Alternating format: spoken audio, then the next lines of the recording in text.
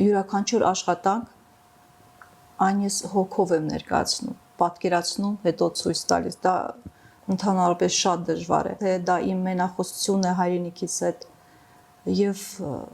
այդ ցավը, որ կա եւ կորուստը, այն ինչ որ մենք ապրել ենք, այն ինչ որ ես Շահումյանցիս, այն ինչ որ Գետաշենցին, Արցախցին, Սումգայիթում, Բաքվում ապրող հայեր այդքանը տեսել ու մասնակից են եղել։ Ես տարիների ընթացքում հասկացել եմ, որ հայրենիքը եւ ծնողները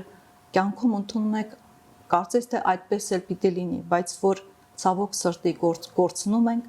հասկանում ենք նրա իսկական արժեքը մեր կյանքում։ Եվ հայրենիքի կորուստը դա փոխում է մարդկանց ճակատագրերը, ընդհանրապես այդ ցավը ինձ թվում է թե անընդհատ մնում է այդ հայրենիք կորցված մարդու վրա, չգիտեմ, ես այդպես եմ զգում, այն պահը, երբ որ սուրը եւ ջահը ձեռքիս, դա չգիտեմ ինչպիսի ապրումներ ապրեցի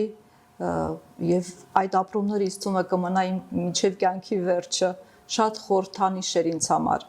հայրենիքը այդպես պիտի կանգուն լինի եւ ես հավատում եմ, որ այդպես էլ պիտի լինի։